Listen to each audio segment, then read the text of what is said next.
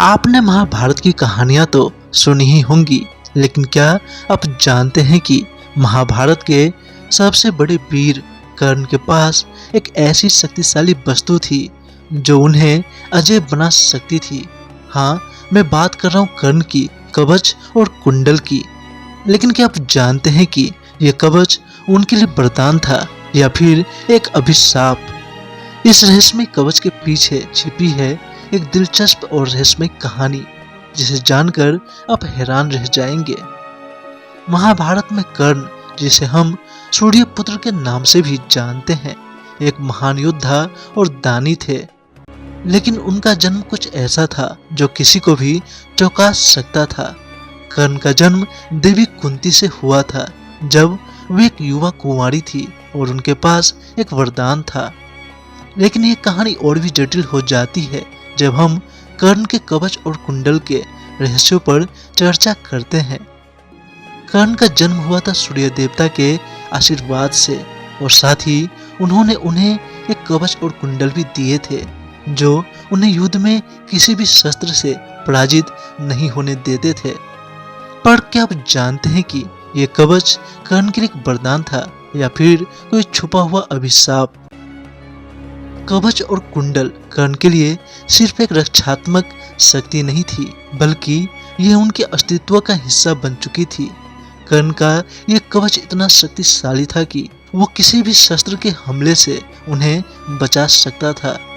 यह उनकी शक्ति का प्रतीक था और उन्हें युद्ध में अद्वितीय बना दिया था। लेकिन यहाँ एक और बात है, कर्ण का यह कवच और कुंडल उनके जन्म से जुड़े थे। यह उन्हें भगवान सूर्य देव से मिला था, लेकिन कर्ण इसे कभी भी छोड़ नहीं सकते थे। एक दिन कुछ ऐसा हुआ जो पूरी महाभारत की दिशा बदल सकता था। हमारे महाकाव्य महाभारत में एक अहम मोड़ आता है जब कर्ण को अपने कवच और कुंडल का त्याग करना पड़ता है।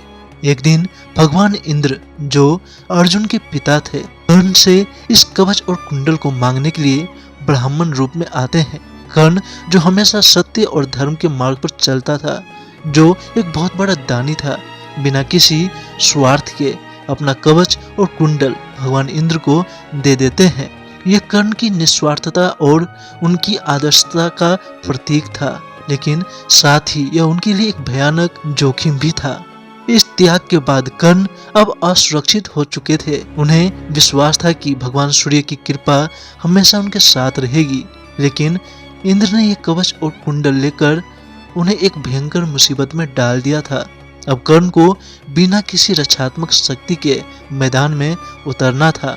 क्या आप सोच सकते हैं कि अब कर्ण के पास कोई शक्ति नहीं थी और वो अपनी सारी विद्याएं भूल चुके थे। एक श्राप के कारण उनके खिलाफ कोई भी शस्त्र चलाया जा सकता था। इस वक्त जब महाभारत का युद्ध चरम पर था, कर्ण को इस कदम का भयंकर परिणाम भुगतना पड़ा, और यहीं से शुरू होती है कर्ण की त्रासदी। जब कर्ण और अर्जुन के बीच अंतिम युद्ध हुआ तो कर्ण के पास वो कवच और कुंडल नहीं थे जो उन्हें पहले अजय बनाते थे। अर्जुन ने कर्ण को अपने गिरे हुए रथ से देखा और सारी शक्तियां भूल चुके थे। तब अर्जुन को उन्हें पराजित करने का अंततः अवसर मिल ही गया। अर्जुन ने अपनी सबसे शक्तिशाली बाण अंजनास्त्र को कर्ण पे छोड़ा और कर्ण का अंत हो गया। अगर कर्ण ने अपना कवच और कुंडल ना छोड़ा होता तो क्या परिणाम होता? यह सवाल आज भी लोगों के मन में गूंजता है। कर्ण का कवच और कुंडल एक महत्वपूर्ण प्रतीक थे, लेकिन ये कर्ण के जीवन के महत्व को नहीं घटित कर सके। कर्ण ने हमें ये सिखाया कि निस्वार्थता, सत्य और धर्म की राह पर चलना हमेशा महानता की ओर ले जाता है। कर्ण का कवच और कुंडल सिर्फ एक रक्षात्मक शक्ति नहीं थे, बल्कि ये उनकी निष्ठा और आदर्शों का प्रतीक थे। उनका त्याग हमें सिखाता है कि जीवन में कभी कभी हमें अपने कर्मों के लिए बलिदान देना पड़ता है। तो दोस्तों, कर्ण की कवच और कुंडल की कहानी हमें सिखाती है कि जीवन में शक्ति और समृद्धि से कहीं अधिक महत्वपूर्ण है हमारे नैतिक मूल्य, हमारी निष्ठा और हमारे निर्णय। कर्ण के बलिदान ने महाभारत को एक नया मोड़ दिया और हम सबसे यही सवाल पूछता है कि क्या हम अपने आदर्शों और विश्वासों के लिए ऐसा बलिदान देने को तैयार हैं?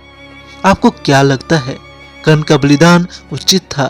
क्या कर्ण ने सही किया या ये उनकी त्रासदी थी? कमेंट सेक्शन में अपने राय जरूर शेयर करें और अगर ये वीडियो पसंद आया हो तो चैनल को सब्सक्राइब करना ना भूलें। धन्यवाद और जुड़े रहें हमारे साथ ऐसी ही और भी दिलचस्प कहानियों के लिए।